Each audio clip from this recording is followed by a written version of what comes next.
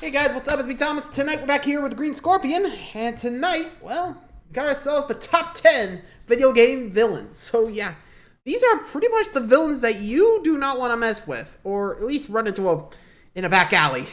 You'll understand once we get there. These get pretty despicable, and sometimes, I think, well, sometimes they're, relatable, but we're about to find out. So without further ado, be sure to like, subscribe for more. Let me know what you guys think of the list. How about we just hop in and see how they're ranked? Like I said, I was gonna say Mordor, but I think that's the wrong game. Hey, you know what? Chop on. Let's shake some. Sorry. 7, 6, 5, 4, 3, 2, 1. Go.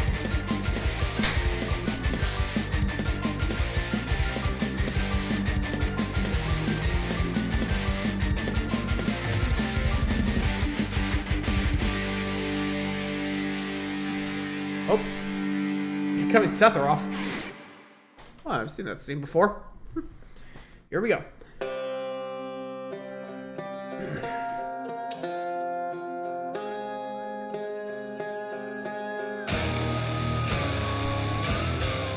Well.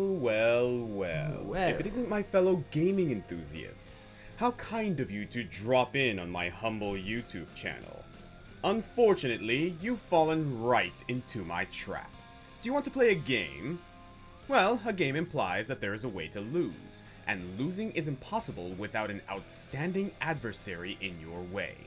Last time, we celebrated the heroes, but this episode honors the dishonorable, the villains who oppose them.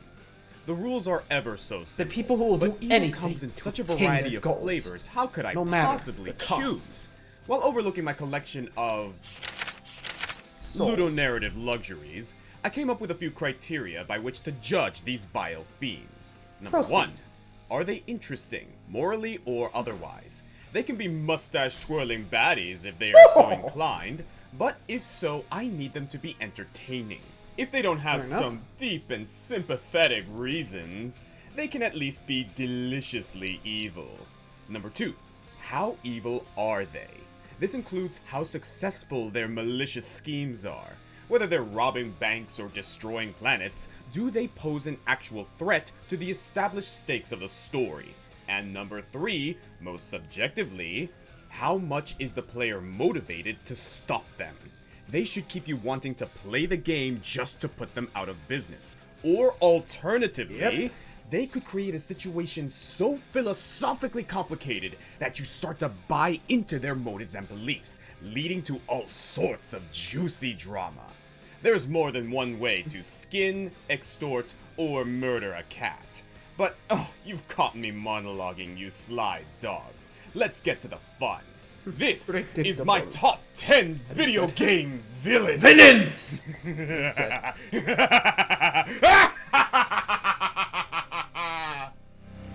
Even want to stop. Sorry, it had to be said. Alright, let's see who's starting off the list. Would you believe me if I told you that this was harder to narrow down compared to Heroes? A lot of great villains got left out, especially some recurring classics. Even Bowser didn't quite make the cut. I guess I wanted to take a more serious approach to my villains this time around. I cut out most of the baddies who are just evil for evil's sake, but I did save room for one mustache-twirling doctor. No, not that one. No? Not that one.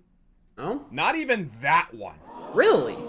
It's the one, the only, Dr. Nefarious. And he doesn't even have a mustache. Yeah, I was about to Most say, followers of what? the Ratchet & Clank series would agree that Nefarious is the main recurring villain. And while he certainly has the most repeat appearances, didn't believe it or start not, the franchise, he actually but didn't get his definitely start stick until around. the third Ratchet game, drastically changing the series' trajectory. The first two games introduce an overly consumerist galactic society where every planet is a tourist attraction and every gun is as seen on TV. Councilman Drek is a maniacal land baron whose villainy is empowered by this money-obsessed society, whereas Abercrombie Fizzwidget, who turns out to be Captain Quark in disguise, proves how heroes become products to make their corporations richer. It's all very cynical. But in Ratchet 3, we get Dr. Nefarious, with his bombastic plan to turn all bioorganic life in the galaxy into robots. There's some Damn. throwaway lines that Nefarious is fighting for the oppressed robot kind, but it's more of an incredibly flimsy justification for his villainy, No both in kidding. and out of universe. Soon, all robots will bask in the liberty and equality of my benevolent, iron-fisted rule. Nowhere else are robots referred to as a Ripped slave apart. class I remember or this. put down any more than anyone else in this rather mean-spirited society. In fact, Nefarious was a squishy organic being himself until Quark bullied him so bad he fully roboticized himself. And by Damn. his next appearance, he's instead trying to rewrite history so that the bad guys always win. Literally, his words, not mine. Every villain who has ever stumbled will get a do-over. Every protagonist's triumph will be reversed, until finally, a new present is created, in which the heroes always lose! So it's safe to say Damn. that any moral issue he brings up is just an excuse for him to do more villainy. I mean, his Yeah, name that sounds is about right. Dr. Nefarious. They weren't going for nuance here. Nope. Nefarious is a scene-stealing and chewing cartoon supervillain whose chewing. melodramatic gestures are Nice. matched only by his astronomical ego. Every moment he's on screen, he's screaming, and I mean screaming, at his robot butler Lawrence, whose limited range of emotion makes him the perfect straight man and whose assistance is often necessary when Dr. Nefarious gets too heated, which is basically all the time. See, a Sounds defect in about his right. roboticized brain is that if he gets too upset, he'll freeze up and a rerun of a schlocky space soap opera will emerge from his gaping slack jaw, requiring a Really? hard reboot. I don't have the capacity for knowledge, So, Janice. Smacky? I was cursed by a tribe of gypsy ninjas when I was a kid. Oh, oops. He said, "Go ahead." It's very silly, stupid even, but he's everything I want in a dumb recurring villain. He has trouble telling fact from fiction, first thinking that Clank's on-screen secret agent character was a real hero who might join the robot uprising. He takes attempts at stopping his world domination as a personal slight.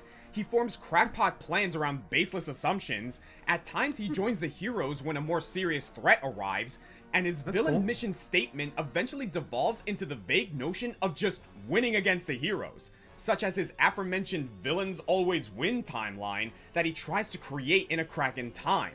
Or in A Rift Apart, where he There it is. invents the Dimensionator to find a reality where he's already won. What Damn. makes me rank Nefarious higher than the other such stupid evil baddies is how dangerous he actually is. Eggman and Bowser have their moments, sure, but Nefarious has the better ratio of appearances where he's actually a threat. The weapons he develops are devastatingly Harsh, but powerful, kind of fair. and he's possibly scarier when he's not taking a situation seriously. His violent mood swings often trigger his weapons, making him chaotic and unpredictable. And if you prefer a more lawful evil villain, Rift Apart shows us an alternate version of him, Emperor Nefarious, who got his act together and conquered the universe. And you know Hey. what? He's still pretty silly. Unlike other villains who are jokes in most appearances and competent threats to the world and others, Nefarious is always both. He is an incompetent threat. And that's what makes the joke funny. He really might win this time, if completely by accident. And at the end of the There day, you go. he's just Could be fun possible. to watch. Oh, Janice. You And he's stuck again. love of my life. You really should have that looked at. There you go. As if I haven't talked about Fire Emblem enough already. Seriously, this is becoming the new What do you got this time? Fire Emblem is a series that loves its archetypes. You've got your red and green knights, your early game paladins, your dragon people, but if there's one archetype that's everyone's favorite, well, actually, it's the waifus. Aside We from- all love yeah. our pretty emblem girls. But in terms of villainy, a popular recurring archetype is the Mad King. Many games in the series feature a man in King. a position of power who has gone utterly insane and now wants to conquer and or burn all of civilization. By the 3DS games, the writers began to play with these So- tropes. Maybe the Hey, Mad Versa? King was in opposition to the real Gangrel. main threat, or maybe it was the main character's father. but 3 houses threw the best Edelgard. curveball with this trope by making the Mad King one of the waifus. Edelgard von Hresvelg, head of the Black Eagles, ruler of the Adrestian Empire, and a divisive subject in Fire Emblem discourse, which I think makes her all the more fascinating as a villain. And make no mistake, she is a villain. Crimson Flower is a villain route, and the other 3 routes set her as the main antagonist for most of the story. As I've said in the past, the strength of 3 Houses Split storyline is the attachment you get to your chosen students. Whether you choose to teach the dutiful Blue Lions or the pack of misfits that make up the Golden Deer, the colorful personalities should endear you enough to make you want to stick with them until the end. But if you choose the Black Eagles, there's still a chance Edelgard leaves your side. I guess because agreeing to tutor her in math isn't exactly the same as agreeing to commit a genocide, the game wanted to give you an out. As soon as Edelgard reveals her intentions, she takes complete control of the plot. This can be tough for a lot of players who grew close to her, maybe even wishing to romance her. And if you still see the good in her, you may be tempted to join in her crusade, and in doing so you can at least curb her rage, making the resulting dictatorship a little less tyrannical. In Edelgard's defense though, her rage isn't unjustified. Fodlan as a continent is shaped by the existence of crests, special attributes in royal bloodlines that literally make royals more powerful than commoners. As a child, Edelgard was experimented on by those who slither in the dark. I always hated that name. You know, I'm just gonna call them the Agarthans. The Agarthans tortured Edelgard to improve her crest as part of their research to defeat the Church of Seiros. So as an adult poised to take the throne of her country, Edelgard wants to reform this whole crest system. Fair enough, we see all over the place how unfair this system of eugenic rulership is, and only extreme measures could hope to change things. But she takes some extreme measures! Edelgard even aligns herself for a time with the Agarthans, the people who tortured her to destroy the Church of Seiros. And yeah, Rhea, the church's leader, is no angel either. She's largely responsible for perpetuating Crest rulership, and do not get me started on what she did to Byleth and Geralt. But the Agarthans are out here destroying villages and torturing children. They should be your first target. Edelgard will get around to destroying them eventually, but bottom line, she plans to burn it all. She's willing to transform and mutilate herself into monstrous forms to win a fight, and has no problem using her cities as staging grounds for large battles, because in her own words, every Adrestian will gladly lay down their life for this cause. Yeah, that's real nice of her to decide that for them. The sad thing is, Edelgard has a lot in common with Rhea, the subject of her hatred. The major difference is that Rhea has had centuries to reflect on her actions, being a goddess dragon person, again, archetypes, whereas Edelgard is unwilling or unable to examine her own actions, and as such, stands at best to replace fascism with more and different fascism. I know you Edelgard stands out there don't like me using that word. I know it's a medieval setting and our standards of government are different, but even with that context, it's rather telling just how far Edelgard will go to accomplish her goals. And that brings me to 3 hopes, which adds even more spice to this already seething Empress. I'm not going to go into too much detail, as this game is still fairly new and I want to avoid spoilers. But the alternate scenario that can unfold makes for situations that truly demonstrate how much of a shrewd, intelligent, ruthless, and downright devious leader Edelgard can be. Adding to this are moments of vulnerability that show just how much guilt she harbors for going down the path she set out for herself, while maintaining the willpower and ambition to keep moving forward. You can still like her, in fact she's my favorite of this game's lords. Those brief moments when she's able to let her guard down around you are heart-melting. But it does not change the fact. Edelgard is an unfitting, albeit tragic leader, which makes for a very fitting and tragic villain. One so compelling that even whole sections of the player base will join her cause. Yeah, that sounds about right. Alright. I'm not sure I will be joining Edelgard, because I left out a lot of famous recurring villains, but dude, Ridley hits Ridley? different. I mean, freaking giant space dragon. Not surprised. Whew. So let's talk about the Nemesis, the villain Okay. that is inexorably tied to their hero, as if they exist only to ruin their life. We spent some time in the last video hyping up Samus Aran, my favorite heroine in video games, depending on which gender of Commander Shepard you play, and being the sworn enemy of such a badass bounty hunter is one hell of an endorsement. Let's start with that kick-ass design. It's believed Metroid creator Yoshio Sakamoto named Ridley after Ridley Scott, the guy who made the Alien movies. Ridley himself bears Again, many you can similarities definitely to that see it. You got the ever-famous movie claws, monster, you got the Xenomorph, spiky with his tail. long bony frame and All razor we're missing is sharp just tail, the just mouth tongue. also or a tongue dragon. mouth. Like the Xenomorph, Ridley is more intelligent than you'd expect from such a monstrous entity, and he's more than a little leader of sadistic. space pirates. In Not Metroid and surprised. Super Metroid, he's just another general of Mother Brain, with the added honor of being the one to steal the baby Metroid from captivity in Super Metroid's famous opening. What Damn. really cemented Ridley as the stuff of Samus's nightmares, though, is from the official the manga, comics. which was supervised by Sakamoto to coincide with the release of Metroid Zero Mission. Here we learn that Ridley is the Yeah, the one remake who of the led the original, space right? pirate raid on Samus's home when she was just a little girl, killing her parents and leaving her alive just for funsies. In that moment was born an eternal hatred Jesus between the two Christ. that not even death could sever. In Yeah, my top no 10 kidding. video game dragons, He keeps coming I back. chose Ridley for the number 2 spot for his ability to terrorize Samus on a deeply personal level, and his fitting not only the physical definition of a dragon, but also the narrative. In trope terminology, the dragon is a powerful secondary Okay, the villain big working bad, for the number main 2. boss. The best dragons serve as both a worthy opponent for the hero in combat, and an emotional score the hero must settle before confronting the final evil.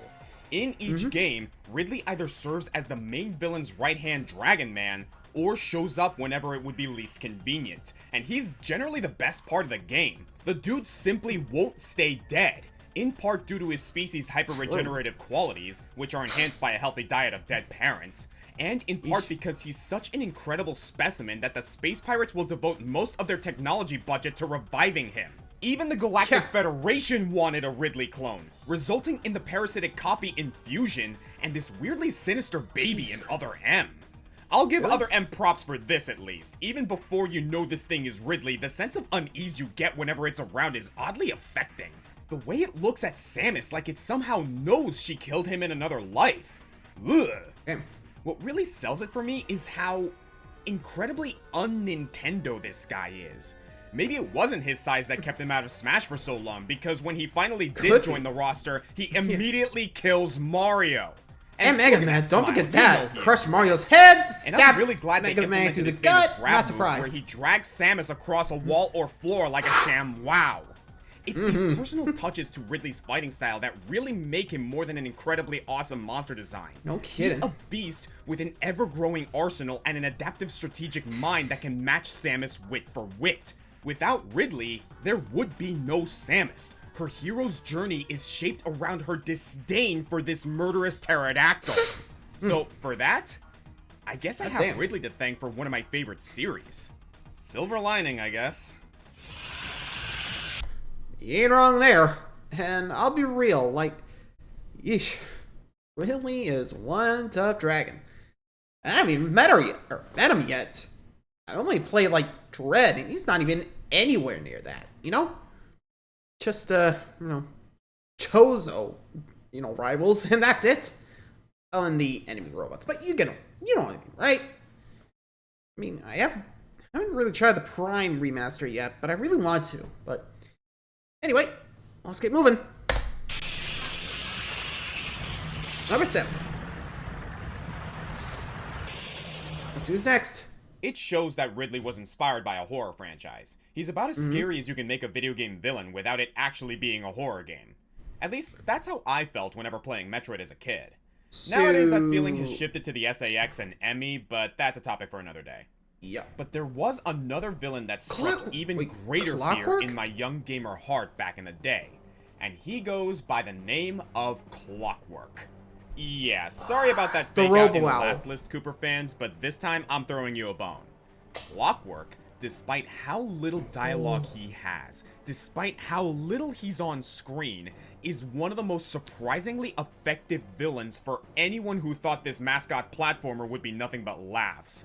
In a world of anthropomorphic animals where the Cooper clan have reigned supreme as the master thieves, only one entity has ever posed them a challenge: a jealous owl who covets the infamy of being history's greatest thief.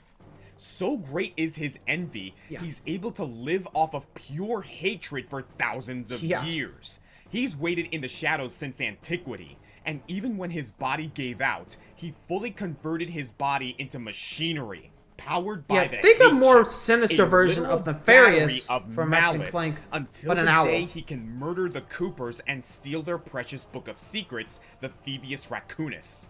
I don't know why he waited until then, and honestly, I don't care. I love how committed he was to hold a grudge for so long. First, let me say this. Owls? Top tier animal.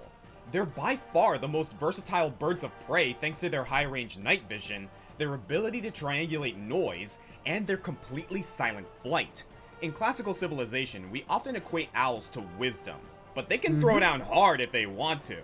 In fact, many Mesoamerican cultures see the owl as a bad omen or even a symbol of death, which feels very fitting for Clockwork, who spends much of the first game as a sinister silhouette in the distance. Also, while raccoons and foxes compete for resources in many ecosystems, owls are able to hunt both of them.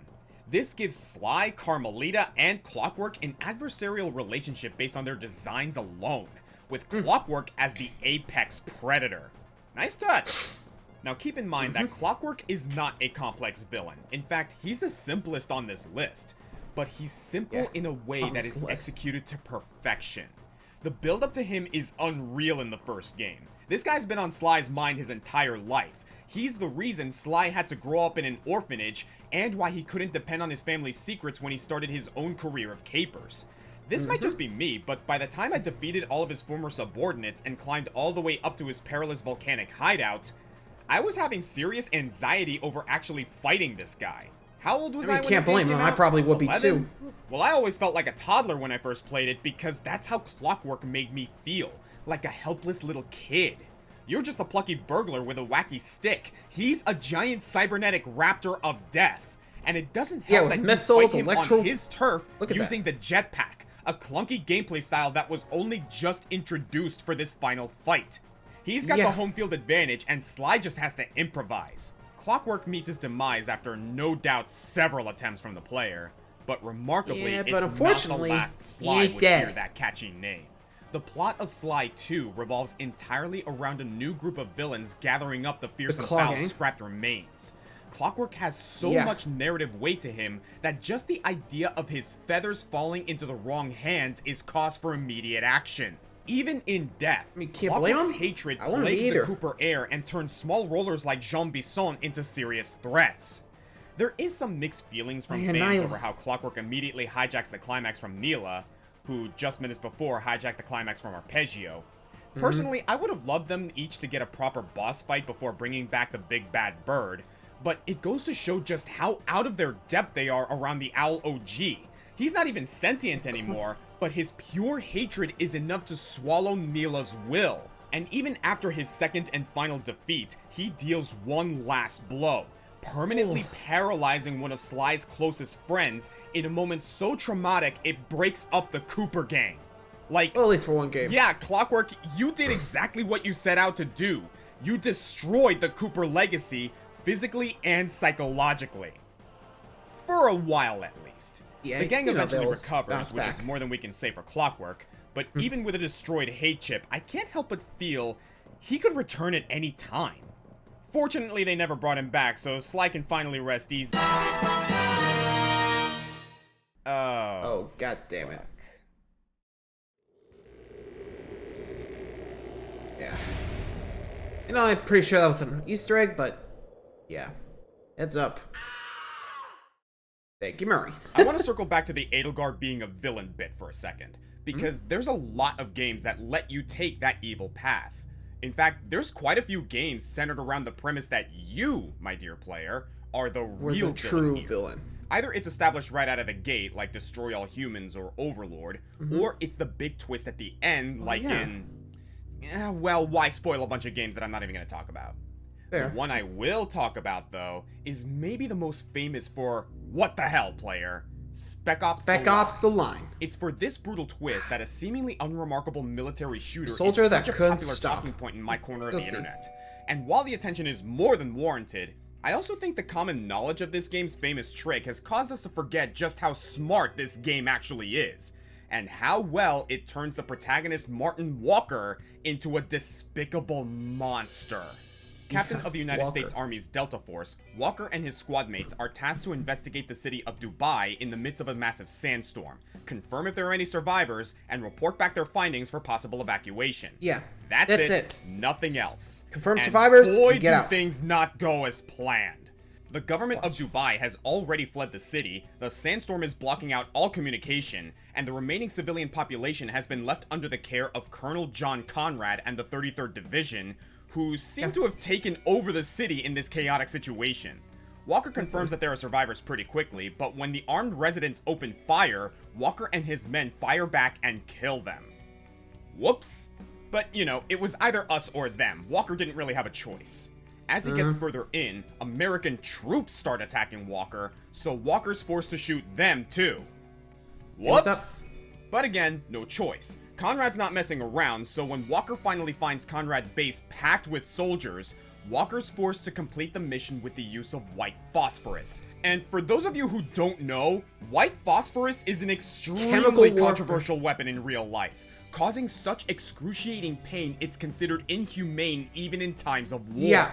But Illegal this isn't warfare just war, here. says Walker. This is to save lives. So he deploys Sure. the white phosphorus into what turns out to be a civilian camp, where all innocent bystanders were hiding from Walker. Him. Whoops! By this Yeah. point, Walker's receiving radio messages from Conrad taunting him, reprimanding him for the controversy he just committed, telling him to go home. But like a sick sunk cost fallacy, Walker vows he can't leave these people in Conrad's hands. He's gonna be the Dubai hero, even if it kills everyone. And thus begins a descent into madness with an ever-growing casualty rate. It's worth noting that Walker is already an experienced veteran when he enters Dubai. He has had his fair share of PTSD.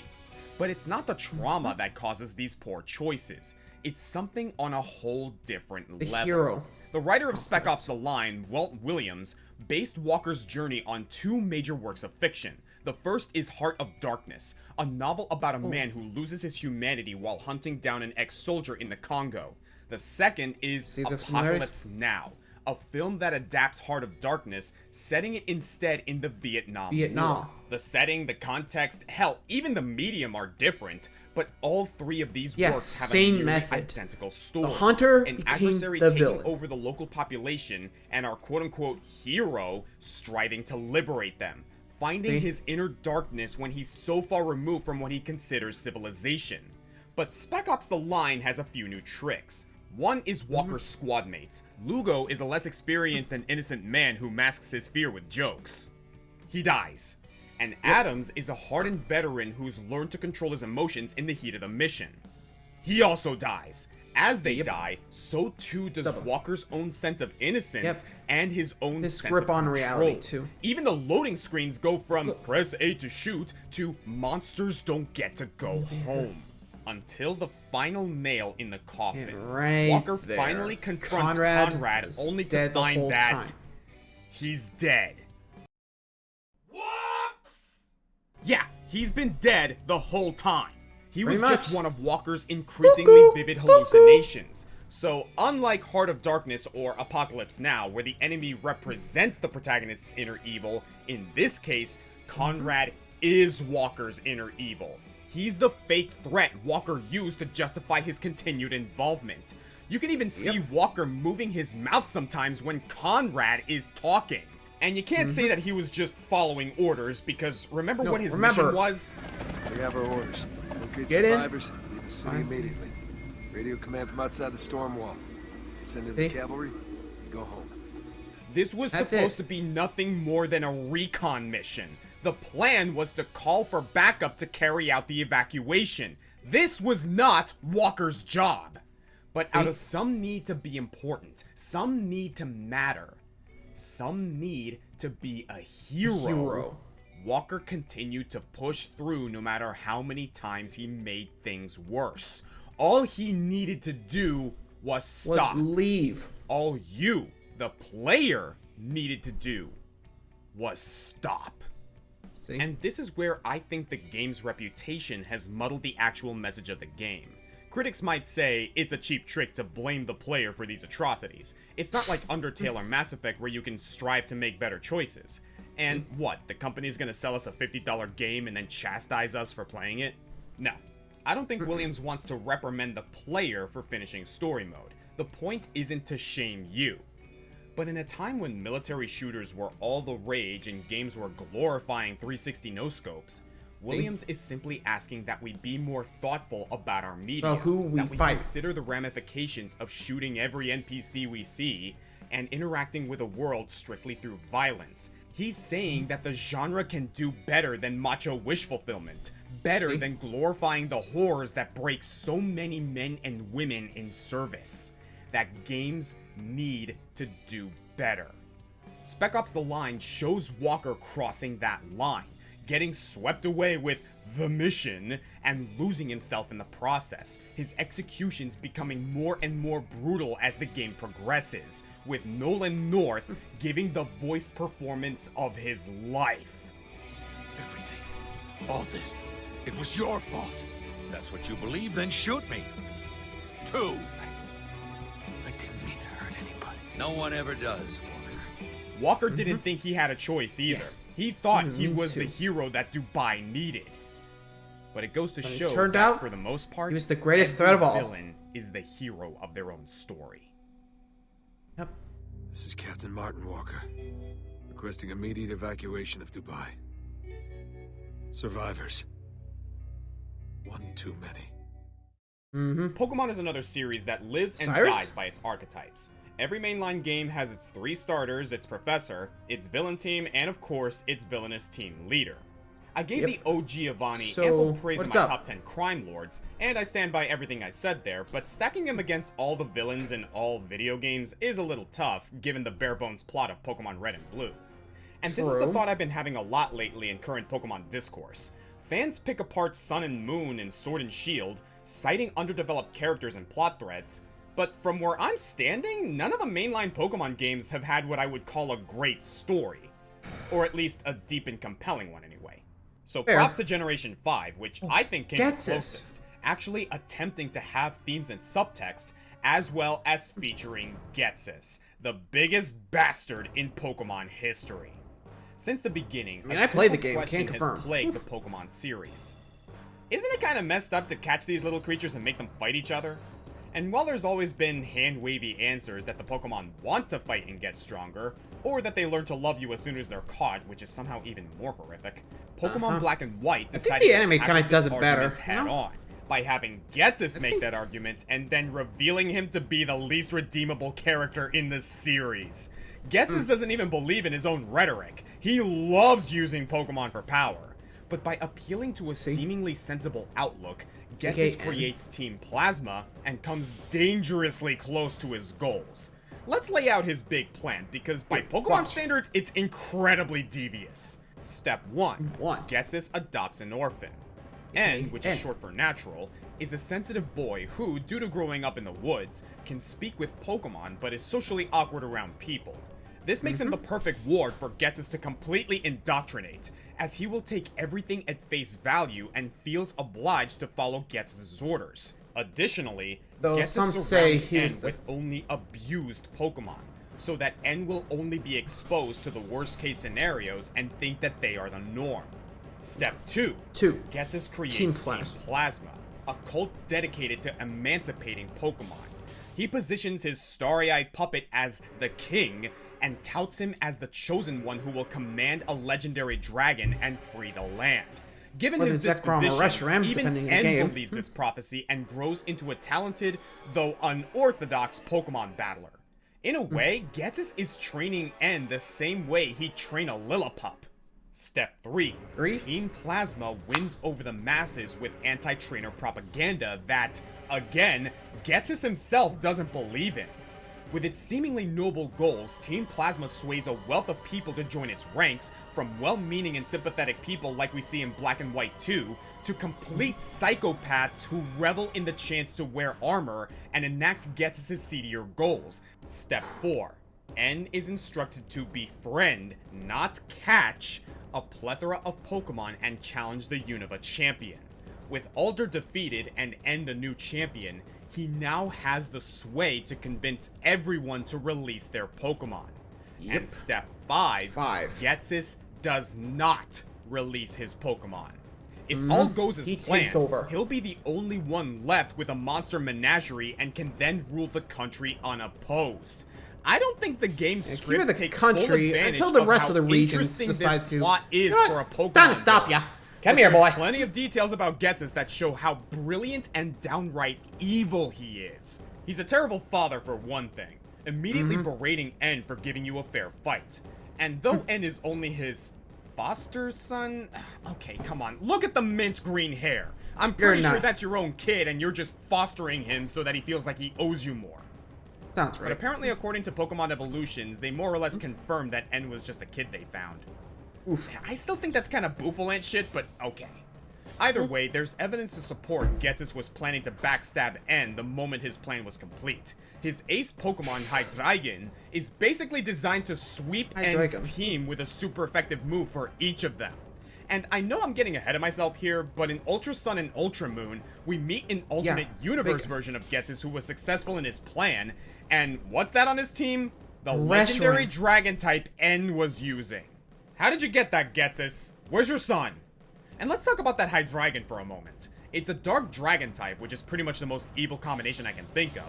And in Black 2 and White 2, Ghetsis' Hydreigon uses a move called Frustration, which gets more powerful the less it likes its trainer. Hydreigon is the only enemy Pokemon in any of the games to use it at its full power. So, in layman's terms, he hates Ghetsis. No doubt Ghetsis mistreats his own Pokemon, which might explain why Hydreigon is below level 64, which is the level Xylus needs to be at to evolve. Did Hydreigon evolve in a fury to break free of Ghetsis' control? Is that why Ghetsis is missing an eye and has a damaged arm?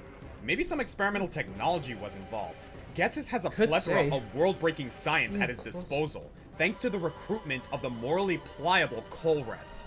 Ghetsis' staff emits a signal that can prevent Pokeballs from working. He has a subterranean castle that emerged around the Elite Four building. Oh, and if you talk to some of the scientists in the castle, they say they've cracked the code on how to steal Pokemon from trainers' PC boxes. Themselves? Meaning anyone who isn't convinced by N to release their Pokemon, Ghetsis will just take them anyway. That is terrifying! So while he's ultimately revealed for the despotic sociopath he is, that just freed Ghetsis to come back louder and prouder in Black 2 and White 2. Take for example this Freeze Ray powered by the legendary Kyurem, which he uses to encase Opelucid City in ice. Are you gonna look at this and tell me no one in town died? Ghetsis has a kill count, which he attempts to raise by commanding Kyurem to use Glaciate on you. There's quite a few child murderers on this list, but my god, this is a Pokemon game! Using the DNA splicer to absorb N's dragon into Kyurem, Ghetsis becomes the only Pokemon villain to use 7 Pokemon against you, outside of XD and Legends Arceus anyway, the only villain to command a legendary, and the only villain to steal the spotlight from the champion as the last boss before the credits. And again, the only villain in the series to attempt to forego the Pokemon battle and just kill a child, which he attempts twice. Is he a crazed madman, or is he just more willing to exploit the bizarre world of Pokemon? Honestly, probably a little bit of both. Yeah, I was gonna say both, or a lot of both. Oh, that guy. Jeez. Yeah, it feel good stopping him. We've talked about joke villains, nemesis villains, Ridley, friends turn villains, and even the player turn villain. Walker. But what we haven't hit yet are the masterminds, the one who was pulling the strings all along. Well, I guess Clockwork and Ghetsis both qualify, but neither of them are surprises to the player. Some of my favorite masterminds show up in mystery or conspiracy stories. Someone murdered these people in Inaba. Someone set up the Nonary games. Someone is controlling this stupid bear. You just can't put a face to the culprit until the big reveal. Where are we going? Or other times, in a big sprawling narrative, the mastermind is still in the process of taking over, playing everyone like an orchestra of fiddles. It's not until they reveal themselves as the main antagonist that you'll really understand what they even wanted, and if done well, it will allow you to look back on their actions in a new light. The longer the con, the more glorious the victory. But also the harder it is to believe that they, or even the writers, really planned all this. For example, number 4 had to wait 50 in-game years and 10 real-world years for his plan to come to fruition. So allow me to present this to you in the way I experienced it as a Metal Gear fan. This is the story of Revolver Ocelot. Oh? The name is pretty stupid, honestly, which is probably the first impression you were supposed to get. We know Revolver Ocelot is a villain from the get-go, but what kind of villain seems to change with each appearance, as does the scope of his machinations. Firstly, he's just one of the animal-themed cronies working for Liquid Snake. Then it turns out he's an informant for an even bigger villain, Solidus Snake. Keep up, this will be on the test later. Then he swaggers into Metal Gear Solid 2 like he owns the place, revealing his marksmanship is much better than we realized, and he was probably holding back in that first fight. He's a total badass. Or is he? Because shortly after, he's being controlled by Liquid Snake's arm, which he grafted into his body to replace his own arm, so now he's a host for Liquid? Okay, wow, that's the dumbest thing I've ever heard. And in the prequel, Metal Gear Solid 3, we learned that Ocelot's actually been a major player in these events longer than we realized. So he's Big Boss's rival, but maybe a friend, but maybe a triple agent? Then, in Metal Gear Solid 4, Ocelot enacts his endgame, taking control of the world's war economy and declaring himself the ultimate ruler of the planet.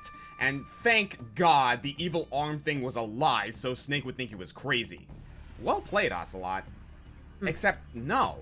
Actually, everything that's happened through the Metal Gear series, it turns out, was part of Ocelot's plan to rid the world of an even worse threat. So he's actually a heroic villain? What? Okay, so I don't know either. During the Cold War, a young Ocelot meets Snake's dad, Big Boss, and though they're on opposite sides, they find that they have similar goals and eventually form a camaraderie. Metal Gear Solid 3 ends with the defeat of this woman, the Boss, who was forced to play the villain and martyr herself to prevent nuclear Armageddon. And yeah, I know this is confusing, but the Boss and Big Boss are two different people. The Boss's death inspired two of her peers, Big Boss and Colonel Zero, to form a group in hopes of creating the world the Boss wanted, a coalition called the Patriots, which secretly controlled the path of history for the next half-century. Eventually, Big Boss and Zero had a falling out, Big Boss believing that Orwellian surveillance isn't really what his old teacher wanted, and without Big Boss on the project, the Patriots went off the rails. By Metal Gear Solid 4, the group is actually just a computer program, soullessly manipulating armies and governments to absolutely nobody's benefit and eventually strangling the concept of freedom. That's what Big Boss and Ocelot wanted to stop, because it turns out Ocelot was secretly the Boss's son, her actual legacy.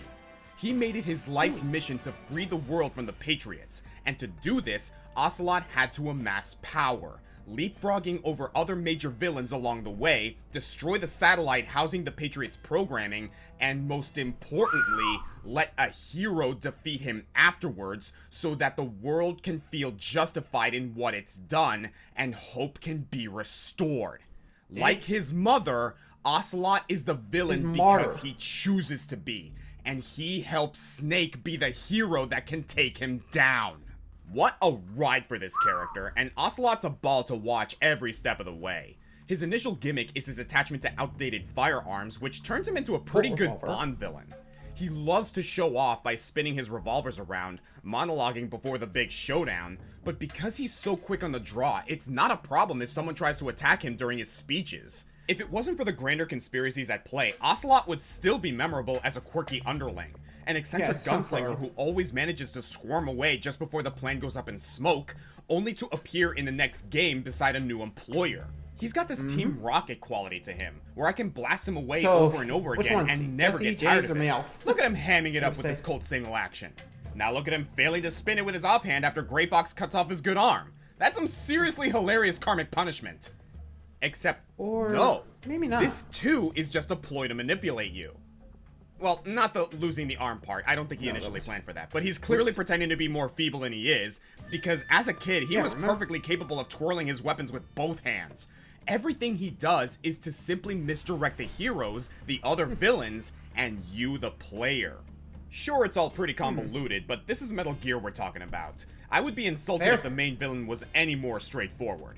If this is a series about war, then Metal Gear's stance is that war is convoluted. It's crazy. It's kind of Deception's stupid. key in the art of war drags on sometimes. longer than it Makes should. sense. All the plans have 5 steps too many, and all of the weapons are more extravagant and expensive than they need to be. Gear, Ray, Did Ocelot need to name make it. his plan so complicated? Probably not. not. But this whole war-driven society is so extraneous and driven by ego that maybe we needed an extraneous egomaniac to correct it. Realize, yep, after okay, which time a to calm more down. sensible man like Snake, weary of war and longing for peace, could put Ocelot down and set things right. If I had to choose my favorite boss fight in the series, well, actually, it would be the boss from MGS3. But close behind is the final showdown between Snake and Ocelot.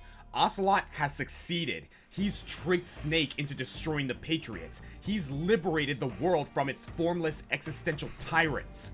And Ocelot knows he has to pay for the crimes he's committed to get this far.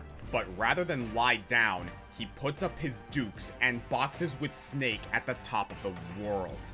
Because at the end of it all, his final wish is to return to a simpler time when he was dueling Big Boss, Snake's father whom Ocelot admired so much. His last words aren't to curse Snake's name or even praise him for his victory. good. It's simply, You're pretty good. You're pretty good. Pretty good. the same compliment Big Boss paid him all those years ago. And this gets me every time. War needs to end, and Ocelot is a man defined by war. And so, he ends it on his own terms, by being the final boss. And you know what? I think that's pretty cool. Pretty good. I mean, when you compare it, yeah, makes sense. I mean, this guy's almost like the video game equivalent of Lucius B. Britannia. Like, you know, from Code Geass. He started off just, you know, wanting to get back things to peace, and so he became the villain to make sure the world could find the right course on its own. Remember? You know, I mean, if you guys know Code Geass, you know what's up, but anyway, for those who haven't, basically, Britain's conquered the world, and Luce, being a former noble, was like, fuck this, I'll just become the villain. Or something like that. I guess he realized if he took down his father, there would be a huge power vacuum. So I figured, well, I'm gonna bring all the world's evils onto myself, and then have my best friend kill myself, to, well, make sure my sister, who will become the next ruler, have an easier time bringing world peace. Or at least that's what I'm pretty sure what the plan was, but I don't know. Anyway, moving along. Number 3. Final 3. Stop. Did I ever tell you Hey, Salazar. the definition Of of insanity? Now here's a series I don't talk about much. Far Cry. Since the third game in the series, Far Cry began a tradition of putting special emphasis on each game's central villain, even centering the market and box art on them. In Far Cry 4, we wasn't have that the the first cruel villain? dictator Pagan Min. In Far Cry Okay, that 5, was. we have the zealous extremist Joseph Seed. And in Ooh, Far turned Cry out to be 6, right. we have that guy from Breaking Bad. I know he has a name, but Breaking Bad guy. In all 3 of these games, it feels less like you're playing the hero and more like you're just trying to survive the villain's story. All 3 of these despots are brought to life with amazing scripts and stellar performances, but I think the one to perfect the formula is still the lunatic who set the trend, Far Cry 3's Vaas Montenegro. And he only had half the game to do it. Yeah, Vaas wasn't even the is main by villain. trade a pirate, and not the fun kind with the swords and the peg legs and the poor optometrist coverage. No. No. Vaas is a pirate of Somalian. the Rook Islands, who makes his living running a criminal ring in both drugs and human trafficking. Despite that, Vaas is somehow both incredibly fun, but also the last person you want to be at the mercy of. Think of one of the most iconic villains in all of film, Darth Vader. Hi, Vader. From his first appearance, he was a memorable menace. But if you actually look at the original Star Wars, Vader only has approximately 8 minutes of screen time. This trick can only be done by a villain who takes over every scene he's in, Yeah, he's and not whose even the main presence bad. is That's felt the Emperor. even when he's not around. And Vaas nails this. During your time on a northern island, you feel like Vaas could be around any corner. Townsfolk all have stories to tell about his cruelty, and he likes to play peekaboo when you least expect it. Boom! That's when the real fun begins. With a chilling performance by Michael Mando, he milks his mere 11 minutes of screen time for all it's worth. You just gotta listen to this guy talk. Who the fuck is it going to be? Them or me? Me or them? You have a fucking problem in your head. You think I'm bullshitting you? Do you think I'm lying? Fuck you! I like this. Fuck you!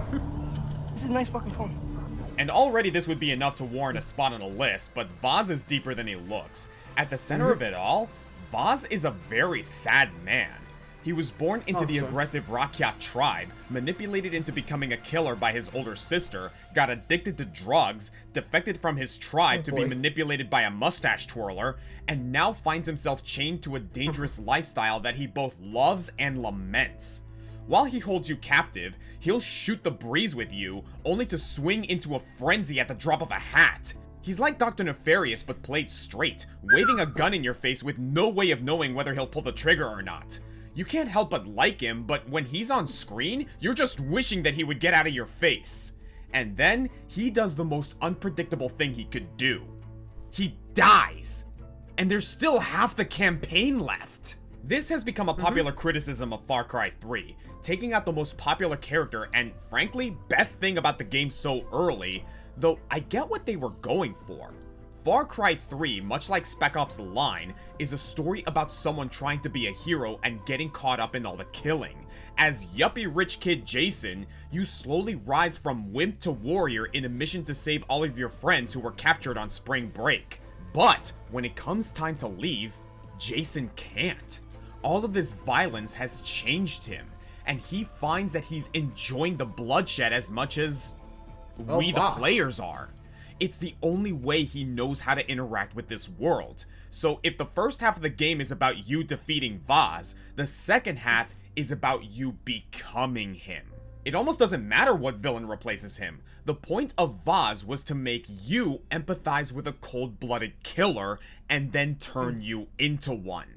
And while I think Far Cry 3 does a pretty good job at that trope, not as good as Spec Ops: The Line, mind you, Jason never holds a candle to the pirate who taught him everything he knows. And it looks like Ubisoft felt the same way, because in 2021, Far Cry 6 brought Vaas back in his own DLC campaign, where you play as Vaas.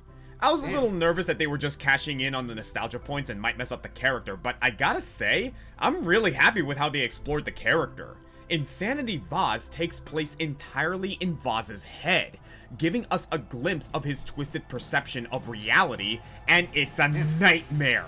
More importantly, it's another chance for Mondo to own this character. The same actor in the same legendary role, it would be insane to expect a different result. Which reminds me. Did I ever tell you? The definition of insanity. Sorry, that you said. Number 2? Ganondorf. Now this is a classic. What more is there left to say about Ganondorf?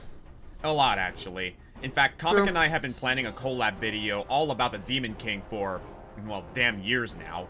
I guess we've been too busy with these countdowns, life, thesaurus shopping.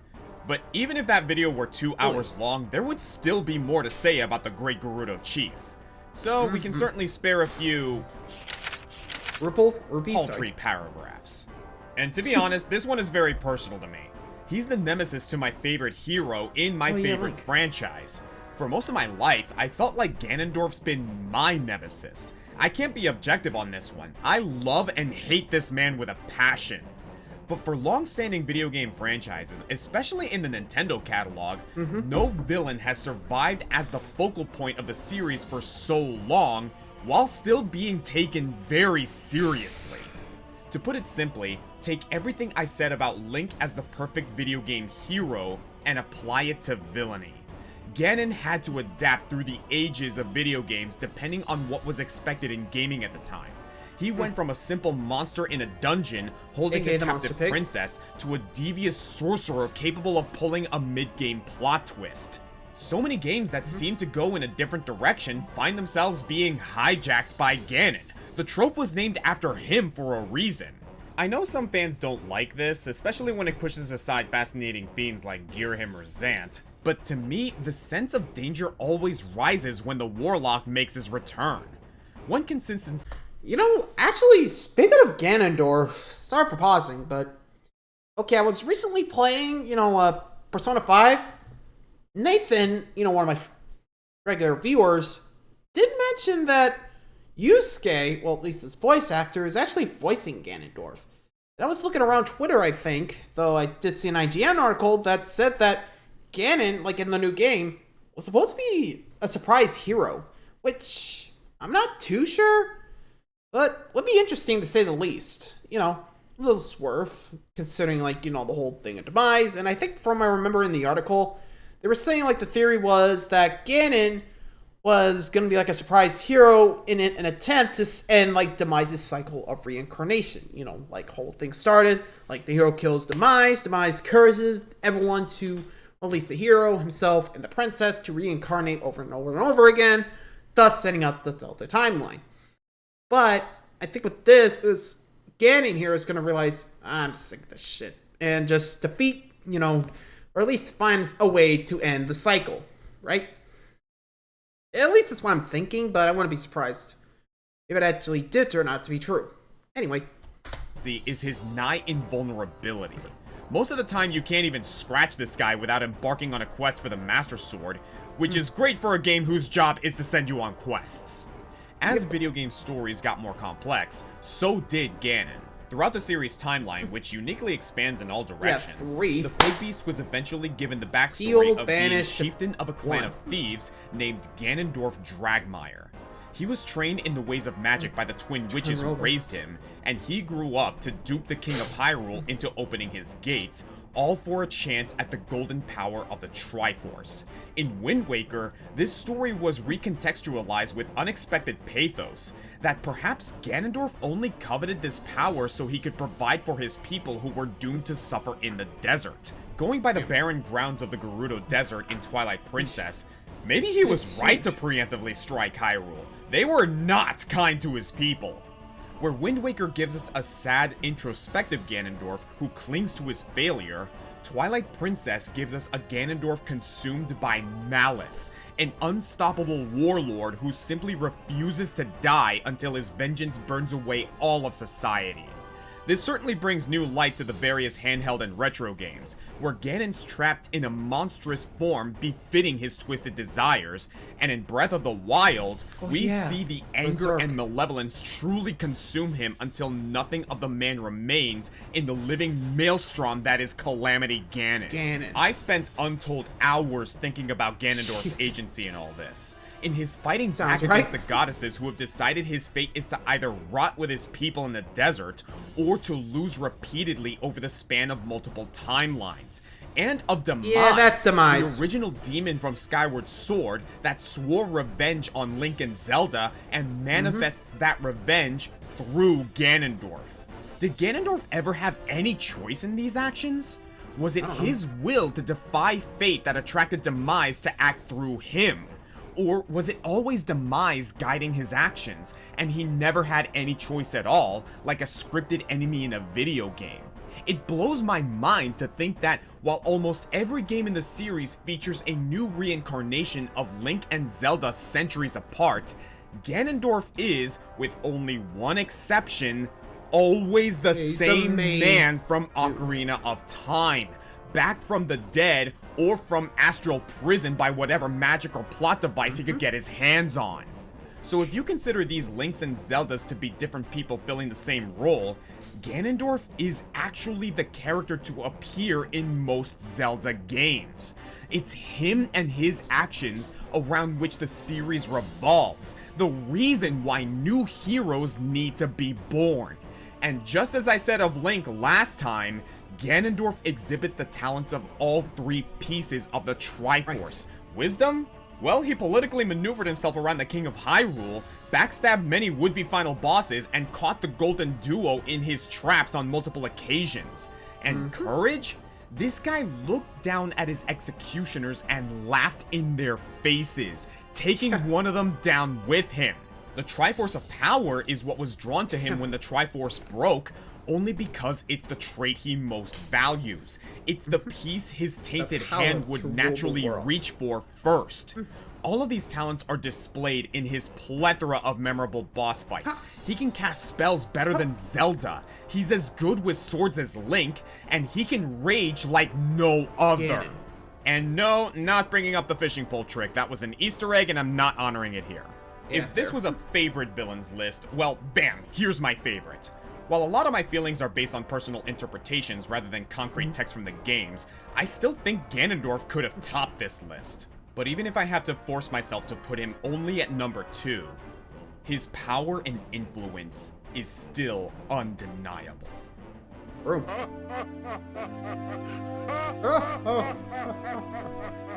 And the number 1 villain? Let's see who tops Ganon. Kefka. The man that just watches the world burn. Oscar? Nothing's changed! When I made my original top 10 heroes and villains lists, I went in knowing my number 1 picks. Link was always special to me, and Kefka was kind of a pillar of the old Countdown community. There were things that we all just agreed to back then. Shadow of the Colossus was an artistic masterpiece, Jasper Bad Jr. was a crime against humanity, and Kefka was the all-time greatest villain. That was the standard, the null hypothesis. I wanted to remaster these old lists to see how much I'd grown as a video maker. And this time, I didn't have my choices pre-picked. I listed them all out and weighed their pros and cons. Link managed to stay on top, which I'm happy about, he is special to me. But Kefka, basically the symbol of a bygone era of cringe countdowns and uncontested conclusions. All this list has shown me is that in these 10 years, I'm in the exact same place I started. Well, you came for a video, so I'd better finish it. For this last segment, how about instead of just repeating the same points from a decade ago, let me take this opportunity to talk about the community for a bit. Good. To start, I didn't actually grow up with Final Fantasy VI. I didn't play it until the GBA port when I was in high school, and by that time, I'd already had the story summarized for me. How it was such a big twist halfway through when the villain actually won, how Kefka's turn from comedy side villain to main baddie was mind-blowing, how the devastation of his victory led to heart-wrenching scene after heart-wrenching scene, and how his final boss battle was a work of symbolic brilliance because it looks like a Michelangelo sculpture and sounds like a fugue by Bach. And I loved it all because, well, people I really liked online loved it, and they told me to love it. That's really what this YouTube thing was for us. We can't possibly consume every game out there, so we found content creators we liked who'd seen what we hadn't, and we formed our opinions around theirs. If you happen to finally play the thing on your own, you either validated the opinion you already had, or the game became overrated to you, and you were compelled to post your unpopular opinion. And it was nice for a while. There were a lot of us Countdown artists, and even though we didn't all agree, we formed this kind of shared shorthand of what was good and what was bad. Things were simple back then. If the media landscape was the quiet world of Final Fantasy VI, our stupid internet community was like espers bringing their magic into the world. But it couldn't stay that way forever. Everything cited to make Kefka a great villain is still true today. He's got that rags to riches story, an unassuming Magitech experiment who overthrew the Empire. He's hilariously cruel, spouting quotable quips at every turn and demanding his peons wipe sand off his boot while he's walking through a desert. That always got me. and he is sadistically ruthless. My jaw dropped when he poisoned Doma's water supply. But I think what really drew the young list makers to him in the 20-teens was his sense of nihilism. Kefka wants nothing. He stands for nothing. He attains ultimate power and does nothing with it, merely sitting atop his tower and occasionally polishing a city off the globe on a whim.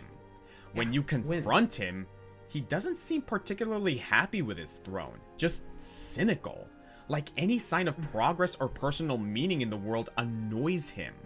It's ironic that he dresses like a clown because although he's made us laugh, his final endgame was for no one to feel anything. To non-existence. And I think as budding writers emulating the angry video game nerd and a nostalgia critic, there was something simultaneously terrifying and enticing about that mindset. It's what we rebelled against by ascribing random rankings to our favorite games in some hope that the numerics would give them some sense of greater meaning. But it also gave us that cynicism to tear down what was previously considered the best. Like, I guess we'd heard too much about Final Fantasy VII redefining the genre because suddenly it was the most overrated game in history. Cloud and Sephiroth were just edgelords and Aerith's death was overplayed. 6 was the true masterpiece. We proved it with our facts and our rankings. But the years go by and it turns out Kefka's nihilism isn't so easy to extinguish. It just moves. Now I get comments on these old videos about how Final Fantasy VI is overrated, and everyone's tired of seeing Kefka. Mention the Chaos Theater, reference Katana Bait, and you'll get mixed reactions. At best remembered fondly, but more often with a mountain of cringe, especially from the people who made those videos. It's what got us where we are, but where even is that? To address some of the complaints against Final Fantasy VI, the story isn't as deep in in-character work as we might have led you to believe. There are a lot of heroes that each get a great moment or two, but each arc is very sporadic, summarized in a scene and probably never seen again. And I think that's because there's no central protagonist in Final Fantasy VI. It's kind of Terra, but kind of Locke, but kind of Celes. But more than anything, it's Kefka's game. He's the central character, an evil so massive that it takes a small army of protagonists to overcome him. Final Fantasy VI is about the world contending with a horrifying change and battling against a massive void of meaningless. Celes comes to the brink of choosing death over continued existence, but finds the strength to seek out her friends. Locke, a lowly thief, strives every day to be a hero despite the harm he's done in the past. And Terra, who like Kefka has otherworldly Esper powers and has known life only as a weapon of war, is able to find peaceful meaning in a humble family of refugees and decides that tiny existence is worth fighting for. I think that pursuit to matter, to mean something, was something I wanted back in 2011. It made me want to take down this clown and assert that both I and my stupid gaming hobby had purpose. And I think after becoming a G-list internet celebrity, with tens of thousands of people writing to me every day, I forgot that feeling. Now, having been through some tough times in the past few years, with the world at its darkest, I think I need this reminder of why I do this. I think I need to beat up that clown in the sky again. And I don't think there's been a single villain in video game history that gave me that feeling quite the same way that Kefka did. And the final point, the name Kefka comes from Franz Kafka, who wrote of people being small and insignificant. And that's exactly what Kefka does as a villain. He asserts himself a god and claims that not only can't you stop him, it would mean nothing if you did. You're just too small. That's why this game doesn't have a Cloud or a Cecil or some other monolithic hero to stand against him. It has a vanguard of smaller heroes who take him down by being who they are and doing what they love. And that's what we are. Every single one of us. We are the airship gamblers, the jungle children, the yetis and the mimes who make up this weird random world.